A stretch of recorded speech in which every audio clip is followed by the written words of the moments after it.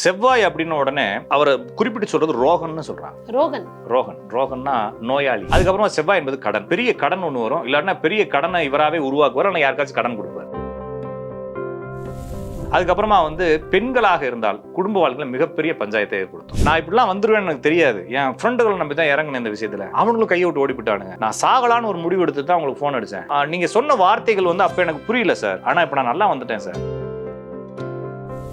குடும்ப சண்டைன்னா என்னன்னாங்க, இப்ப ஒரு கப்பல் இருக்காங்க, எல்லாமே குடும்பத்துக்காகவே சண்டை போடுறதுன்னு வச்சுக்கோங்க, அது குடும்ப சண்டை. ஆனா எல்லாரும் ஈகோனால சண்டை போடுறாங்க. குழந்தை பிறந்தா வேலை போகும், அது யாரா இருந்தாலும் சரிங்க.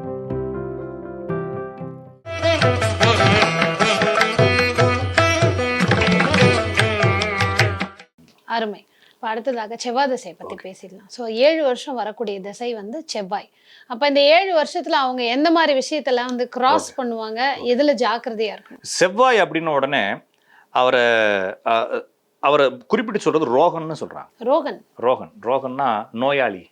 ஓகே, அப்படி. யாருக்கு மருந்து? ரோகன் ஒரு பேர் இருக்கே சார். அதெல்லாம் இருக்கு, ரோகித்னு ஒரு பேர் இருக்கு. ஆமா ஆமா. அதான் ரோகம்னா நோயின்னு அர்த்தம். நோய். ஓகேங்களா? அப்ப ரோகன், அப்ப நோயை குறிக்கக்கூடிய கிரகம் செவ்வாய். நோயை யார் குறிக்கிறாங்களோ அவங்க தானே மருந்தையும் குறிக்கிறாங்க. நோய் இருக்கிறதுனால மருந்து தேவை. இப்ப மருந்தை குறிக்கக்கூடிய கிரகம் செவ்வாய். அப்ப செவ்வாய் திசை வந்தா நண்பனும் செவ்வாய் தான், சகோதரனும் செவ்வாய் தான். நட்பு அப்படிங்கிறதுக்குள்ள இருக்கக்கூடிய அந்த நண்பன் வேற, நட்பு வேற. அதுக்குள்ள கூடிய அந்த பாண்டிங், அந்த நம்பிக்கை, அவனை எங்க இருந்தாலும் தூக்கி விடணும், உயிர் கொடுப்பான் தோழன்ற அந்த தன்மை, இதெல்லாம் என்ன ஆகுனா அடி வாங்கும். யாரெல்லாம் செவ்வாய் தசையில் இருக்குங்களோ, செவ்வாய் தசை ஆரம்பிச்ச உடனே நண்பர்கள் முகமெல்லாம் தெரியும், எல்லாத்தினுடைய ஒரிஜினல் முகம் தெரிஞ்சிடும்.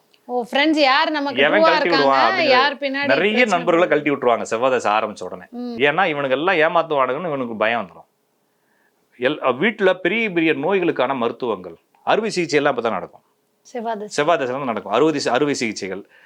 நிறைய கேஸ் நடக்கிறது, வழக்குகள் நடக்கிறது, பழைய பிரச்சனைகள் எல்லாம் முடிச்சு செட்டில் பண்றது, இதெல்லாம் நடக்கும். நிறைய நண்பர்களுடைய உதவிகள் தானாகவே வரும். நான் சொல்ல செவ்வாய் தசையினுடைய அந்த கொஞ்ச நாள் போக ஃபர்ஸ்ட் ஒதுக்கிடுறாரு இல்லைங்களா, மீத இருக்கிற நண்பர்கள்லாம் உதவ ஆரம்பிப்பாங்க. சரிங்களா? இவருக்கே உடம்பு இழைக்க ஆரம்பிக்கும். இப்போ சந்திர திசையில எப்படி பெருத்தாங்களோ அங்க குண்டானவர் சாப்பிட்டு குண்டானவர் இப்போ எக்ஸசைஸ் பண்ண ஆரம்பிப்பாரு. ஓகேங்களா? ரத்தம் தொடர்பான நோய்கள் வரும். ரத்தம் தொடர்பான நோய்கள்னா என்ன, நிறைய எல்லாம் பெருசெல்லாம் யோசிச்சு பயப்பட தேவையில்லை. ப்ரெஷர் வரலாம், கொலஸ்ட்ரால் வரலாம், சர்க்கரை சத்து வரலாம். ரத்தத்தில் இருக்கக்கூடிய சத்துக்கள் கூடுவதும் குறைவதும், ஹீமோகுளோபின் ப்ராப்ளம் அப்நார்மலா வருது. நார்மல் இதுல அப்நார்மலா வருது. அப்ப என்ன செய்யலாம்னா எக்ஸசைஸ் பண்றது, வாக்கிங் போறது, அது மாதிரி உடற்பயிற்சிக்குள்ள வந்துடலாம். செவ்வாய் என்பது மருத்துவம். யாராச்சும் ஒருத்தவங்க மருத்துவ கல்விகள் படிப்பாங்க அந்த வாழ்க்கையில. அதுக்கப்புறமா செவ்வாய் என்பது கடன். பெரிய கடன் ஒண்ணு வரும், இல்லைன்னா பெரிய கடனை இவராவே உருவாக்குவார், ஆனால் யாருக்காச்சும் கடன் கொடுப்பாரு. அப்ப கொடுக்கறதும் வாங்குறதும் செவ்வாய் தான். அந்த ரெண்டையும் செய்வார். பெரிய ஏமாற்றங்கள் ஏற்படலாம், பெரிய செலவுகள் ஏற்படலாம். நான் வாழ்க்கையில சேமிச்சு வச்ச பணத்தை எல்லாம் கொண்டு போய் எங்க செலவு பண்ண வேண்டிய அவசியம் ஏற்படலாம். அது நல்ல செலவா கெட்ட செலவா, சுப செலவு சுப விரயம்ன்றதெல்லாம் நீங்களா பேர் வச்சுக்க வேண்டியதான். செலவு தான். அது நீங்க சுபமா செஞ்சாலும் அசுபமா செஞ்சாலும் செலவு தான். இப்போ ஒருத்தருக்கு மருத்துவ செலவு வருதுங்க, ஒருத்தர் ஒரு ஆப்ரேஷன் பண்ணுறதுக்கு 12 லட்ச ரூபா ஆகுது. அது சுபமா அசுபமானு கேட்டால் அதுதான் சுப செலவு. ஏன்னா அது ரொம்ப முக்கியம். உயிரை காப்பாற்றுறதுனா சுப செலவு. நீங்க இவங்க என்ன நினைக்கிறாங்கன்னா, இது அசுப செலவுன்னு ஒரு வீட்டை வாங்கி வச்சு என்ன பண்றதுங்க, ஒன்றும் யூஸ் இல்லை. அம்மா இல்லைனா அப்பா இல்லைனா மாமா யாருக்காச்சும் உடம்பு பிரச்சனை, அதை தான் நம்ம உயிரை காப்பாற்றி கொண்டு வந்திருக்கோம் இல்லையா? அப்போ இது மாதிரி பிரச்சனைகள். அதுக்கப்புறமா பெண்களாக இருந்தால் குடும்ப வாழ்க்கையில மிகப்பெரிய பஞ்சாயத்தை ஏற்படுத்தும் செவ்வாய் திசையில. பாத்துட்டு இருக்க பொண்ணுங்களுக்கு எல்லாம் மனசுல ஒரு பக்குன்னு இருக்குமே சார் கணவனை. அப்ப நான் ஒரு விஷயம் சொல்லிக்கிறேங்க. நிறைய பேர் என்கிட்ட கேட்பாங்க, சார் செவ்வாய் வீக்கா இருக்கு, என்ன செய்யலாம், என்ன பரிகாரம் அப்படிங்க. செவ்வாய் பரிகாரத்துக்கு என்ன சொல்லலாம்னா பவள கல்லு போடலாம். அதுக்கப்புறம் என்ன சொல்லலாம், செவ்வாய்க்கு முருகன் கோயிலுக்கு போய் ஏதாச்சும் மசாலா பொடி போட்டு அபிஷேகம் பண்ணலாம். கரம் மசாலா இல்லைங்க, நான் சொல்றது அப்படிதான் நம்பிக்கிட்டு இருக்கீங்க. கரம் மசாலா போட்டு முருகனுக்கு அபிஷேகம் பண்றது, பால் காவடி, பன்னீர் காவடி, புஷ்ப காவடி எடுக்கிறது, இல்லைன்னா செவ்வாய்க்கு போய் பரிகாரம் பண்றது, சிவப்பு கலர் சேலையா கட்டிக்கிட்டு அலையிறதெல்லாம் கிடையாது. செவ்வாய்ங்கிறது கணவன் தானே, ஃபர்ஸ்ட் கணவன் தானே, போய் கணவனை கும்பிடுங்க, பிரச்சனை பண்ணுன்னு சொல்லிங்களா. சுக்கிரதசை வச்சுன்னா பொண்டாட்டி போய் கும்பிட வேண்டியதான். ஏன்னா சுக்கிரன் பாதிக்கப்படுது. அப்ப என்னன்னா நேரடியா தெரியிற ஆளை விட்டுட்டு நம்ம எங்கேயோ இருக்கக்கூடிய ஆளை. இப்ப சந்திரன் வீக்கா இருக்கு அப்படின்னா திங்களூருக்கு ஏன் போறீங்க? உங்க அம்மாவை கூப்பிட்டு வீட்டுல வச்சு சோறு வாங்கி கொடுக்கலாம்ல. அப்ப கண்ணுக்கு தெரியக்கூடிய எல்லாத்தையுமே விட்டுட்டு கண்ணுக்கு தெரியாத ஏதோ ஒண்ணு தேடி அடையிறோம்ல.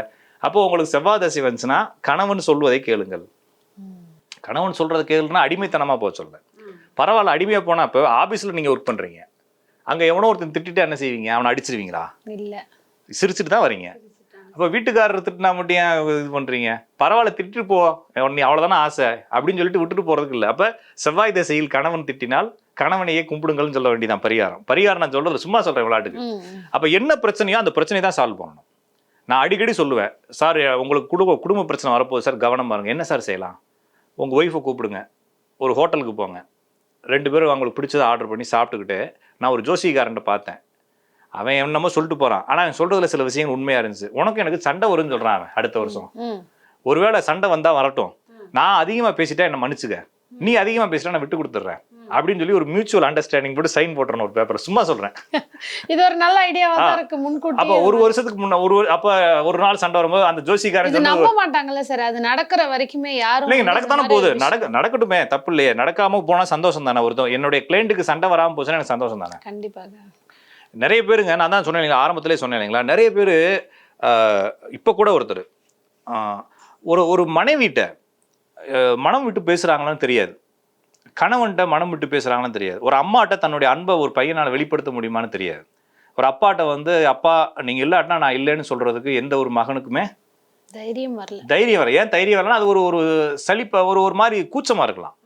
அப்போ யாருமே யார்ட்டையும் பேசுறது இல்லை நிறைய விஷயம். ஆனால் என்கிட்ட நிறைய பேர் யாருன்னே தெரியாதவங்க, சார் நீங்கள் அந்த வார்த்தை சொல்லாட்டா நான் இருக்க மாட்டேன் சார், நான் என்னுடைய கடவுள் நீங்கள் தான் சார்னு சொல்லி நான் என் காதில் நிறைய பேர் என்னை கடவுள்னு சொல்லியிருக்கிறாங்க. சரிங்களா?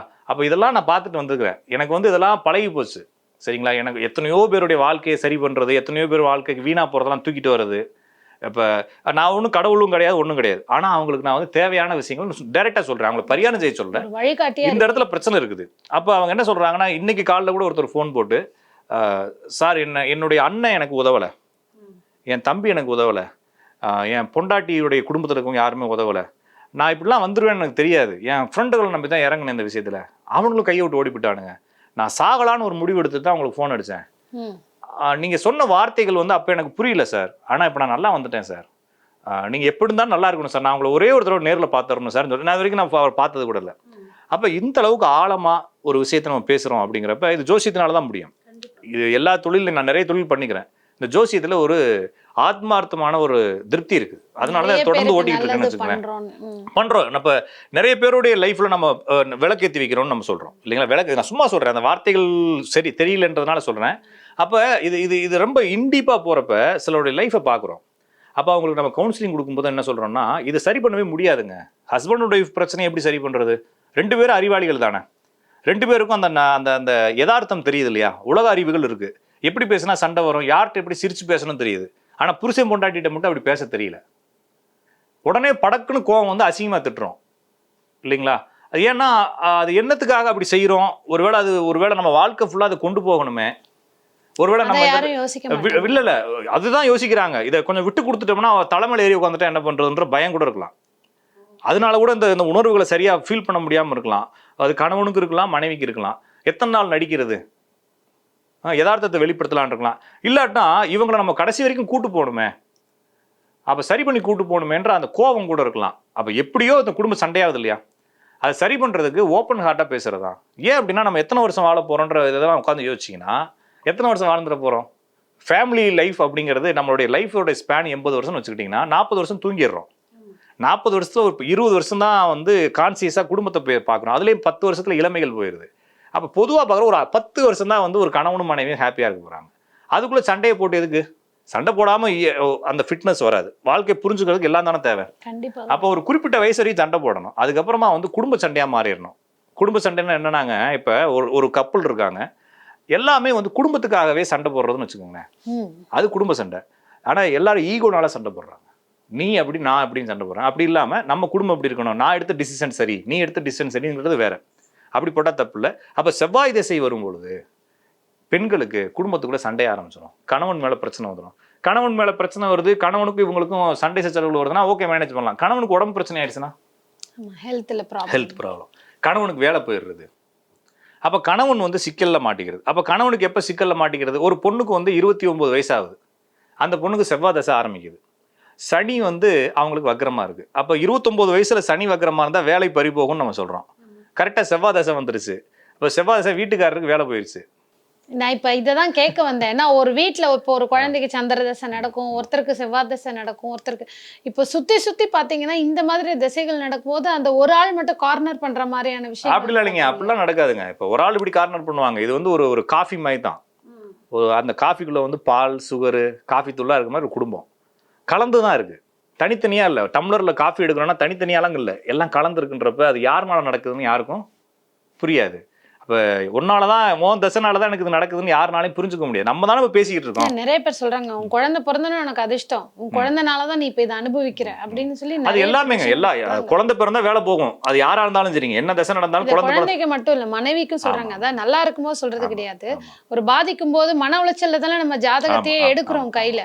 அப்படி காட்டும் போது சொல்லுவாங்க உன் மனைவி ஜாதகம் இதுவா, உன் குழந்தை இதுவா, அவங்களுக்கு இது நடக்குது அதனாலதான் நீ இல்ல. அதாவது இந்த ஜாதகத்துல அந்த பிரச்சனை இருக்கும், இல்லாம ஒன்றும் நடக்காது. இப்போ எனக்கு இல்லாதது என்னுடைய மனைவினால எனக்கு நடக்காது. எனக்கு இது நடக்கும், என் மனைவிக்கும் அது நடக்கும்ன்றது ஒரு சிங்கில் தான் ரெண்டு சேர்றோம். என்னுடைய நடக்கக்கூடிய விஷயத்தை என்னால் கண்டுபிடிக்க முடியாமல் போயிடலாம். ஒரு ஜாதகத்தில் கொடுக்குறோம், எல்லாமே ஈஸியாக கண்டுபிடிக்க முடியாது. இப்போ இப்போ ஒரு ஹெச்ஐவி இருக்கு, ஒரு டாக்டர் பார்க்குறாங்க, ஹெச்ஐவி நோய் அப்படிங்கிறத டைரெக்டாக கண்டுபிடிக்க முடியாது. எப்படி கண்டுபிடிக்கிறாங்க? உடம்புக்குள்ள நிறைய எதிர்ப்பு செல்கள் அதிகமாகுது அப்படின்னு நம்மளுக்கு தெரியுது. அப்போ ஏன் எதிர்ப்பு செல்கள் அதிகமாகுதுன்றதை வச்சு தான் அந்த நோயை கண்டுபிடிக்க போகிறான். அப்போ சிம்டம்ஸ் தானே இது. கண்டிப்பாக. ஆனால் டைரெக்டாக கண்டுபிடிக்கிறது கருவிகள் இல்லைன்னு என்ன பண்ணுறது? அப்போ இதுக்கு இந்த கவுண்டிங்க்கு மேலே எதிர்ப்பு செல்கள் அதிகமாச்சுன்னா இது இந்த நோய்க்கான அறிகுறின்னு கண்டுபிடிக்கலாம். அப்போ நம்மளுக்கு தெரிஞ்ச அறிவை வச்சு யூஸ் பண்ணுறோம். அப்போ கணவன் மனைவி ஜாதகத்தை பார்க்குறோம், கணவனுடைய ஜாதகத்தில் இருக்கக்கூடிய பிரச்சனையை நம்மளுக்கு கண்டுபிடிக்க முடியல, தெரியல, விதிகள் இல்லை. ஏன்னா நம்ம ஒன்றும் அறிவாளி இல்லைல்ல. அப்போ என்ன செய்யறோம்னா அதை விட ஈஸியான வே ஏதாச்சும் பிள்ளை ஜாதத்தில் இருக்குதா, பொண்டாட்டி ஜாதத்தில் இருக்கா, பொண்டாட்டி ஜாதத்தை பார்க்குறப்ப ஈஸியாக தெரியுது.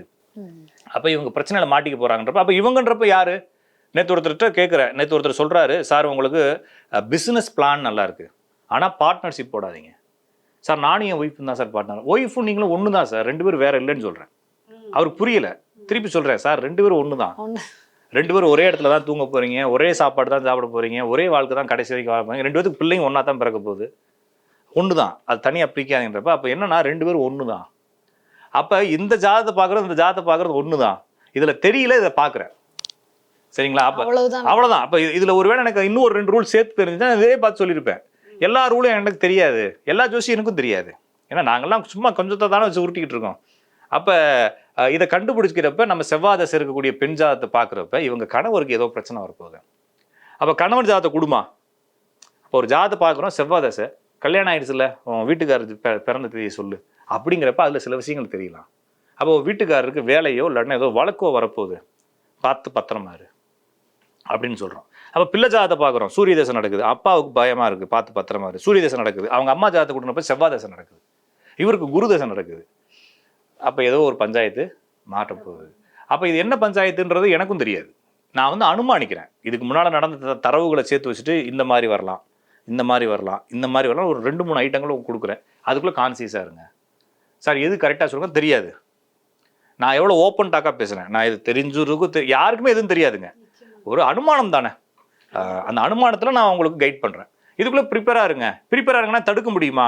இப்போ ஒருத்தர் நேற்று கேட்குறாரு, சார் நீங்கள் 2 திருமணம் சொல்லிட்டீங்க, 2வது திருமணம் நடக்காமல், ஃபஸ்ட்டு திருமணம் நடக்காமல் 2வது திருமணம் நடக்காமல் இருக்கிறது ஏதாச்சும் வழி இருக்குதா? அதாவது தாலி கட்டுறது அது மாதிரி.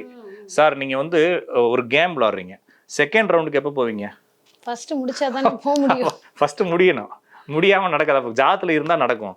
அப்படிங்கிறப்ப ஒரு ஜாதத்தில் செவ்வாய் திசை இருந்தால் இந்த மாதிரி பிரச்சனை வரும். செவ்வாய் திசை இருந்தால் மருத்துவர் அந்த திசையில திருமணம் பண்ணாம நம்ம தடுத்துட்டு 7 வருஷம் கழிச்சு பண்ணுவீங்களா? அப்போ வந்து அதற்கான வாய்ப்பு அப்படிலாம் இல்லைங்க. நிறைய பேர் என்கிட்ட வரவங்க 23 வயசு இருக்கும், ஜாதத்தை பார்த்தோன்னே 28 வயசுல கல்யாணம் பண்ணுமான்னு சொல்லுவேன். இல்லைங்க சார், அவங்க வீட்டில் அவங்க அப்பா பண்ணி வைக்கணும்னு ஆசைப்படுறாரு அப்படின்வாங்க. நம்ம சொன்னால் கேட்க மாட்டாங்க. அந்த அம்மாவோட நான் போராடுறேன், 20 நிமிஷம் கான்வர்சேஷன் போகுது. இந்த பொண்ணுக்கு 27 வயசு கம்மியாக கல்யாணம் பண்ணக்கூடாது, பண்ணால் என்ன ஆகுன்னு கேட்குறாங்க. பண்ணால் பிரச்சனை இருக்குது, ஜாதத்தில் ஏற்கனவே 2 திருமண யோகங்கள்லாம் இருக்குது, வேணாம்மா பிரச்சனை இருக்குது, ஏன் நிம்மதியை கெடுக்குறீங்க அந்த பிள்ளை நிம்மதியை? இல்லை அவங்க தாத்தா தான் கல்யாணம் பண்ணி வைக்கணும், அவங்க தாத்தாவுக்கு உடம்பு சரியில்லை, அவங்க தாத்தா போனா போயிட்டு போறாரு. நிறைய பேர் அதை யோசிக்க மாட்டாங்க. தாத்தா போனா போயிட்டு போறாருமா, இந்த பிள்ளை தானே வாழ போகுது, அந்த போய் சேர வயசு, காசை வாங்கி வை கல்யாணத்துக்கு, அப்புறமா பண்ணிக்கலாம், இந்த பிள்ளை நல்லா வாழணும் இல்லையா? இல்லைங்க அதெல்லாம் பார்த்தா வேலைக்கு ஆகுமா, அவர் தாங்க செலவு பண்ணி பண்ண போறாரு அப்படின்னு சொல்லி 20 நிமிஷமா விலைக்கு சொல்றேன், புரியல. கடைசியா உங்க வாயால ஒரே ஒரு நல்லது சொல்லுங்க சார். என்ன சொல்லணும்? 22 வயசுல பண்ணா நல்லா இருக்கும்னு சொல்லுங்க சார், நல்லா இருக்கும் பண்ணுன்னு சொல்லிட்டு வச்ச வேண்டியதா இருக்கு. அப்ப நம்மள அவங்க கன்வின்ஸ் பண்றாங்க, யதார்த்தத்தை புரிஞ்சுக்கலாம். அப்ப இந்த ஜாதகத்துல இப்ப நடக்கும்னா நடக்கும், நடக்காதுன்னா நடக்காது. அப்ப 7 வருஷம் எப்படி தள்ளி போடுறது ஒருத்தருக்கு முடியாது இல்லைங்களா? அப்ப எல்லாத்தையுமே தள்ளி தள்ளி தள்ளி தள்ளி போட முடியாது. அப்ப இது பிரச்சனை நடக்கும்னா நடக்கும். அப்ப வழக்குகள் வருது, அடிபடுறது, சில விபத்துகள் நடக்கிறது, இதெல்லாம் செவ்வாய் தசையில தான். செவ்வாய் தசையில ஹோட்டல் ஆரம்பிப்பாங்க. செவ்வாய் தசையில இந்த கல்லு மண்ணு செங்கல் ஜல்லி வீடு கட்டக்கூடிய தொழில்கள் இதெல்லாம் செய்வாங்க. செவ்வாய் தசையில தான் வந்து மின்சார துறைகள்ல ஒர்க் பண்றவங்களுக்கு ப்ரமோஷன் கிடைக்கும். செவ்வாய் தசையில ஏதாச்சும் விபத்துகள் நடக்கும் குடும்பத்துல, சரிங்களா? அப்ப செவ்வாய் தசையில ஏதோ கடன் விஷயங்கள், பெரிய வழக்குகள் முடியறது, இது மாதிரி விஷயங்கள்லாம் நடக்கும் அப்படின்னு பார்க்க முடியுது. ஸோ இப்போ செவ்வாய் தசையை பத்தி ஒரு க்ளீன் ஒரு பேக் கொடுத்துருக்கீங்க. பார்க்குறவங்களுக்கு இது இதெல்லாம் நடக்க வாய்ப்பு இருக்குங்கும் போது அவங்களும் ஒரு ப்ரிகாஷனரியாக எடுத்துக்கலாம். அடுத்தடுத்த பதிவுகளில் நம்ம அடுத்தடுத்த திசைகளை பற்றி பார்க்கலாம் சார். நன்றி, வணக்கம்.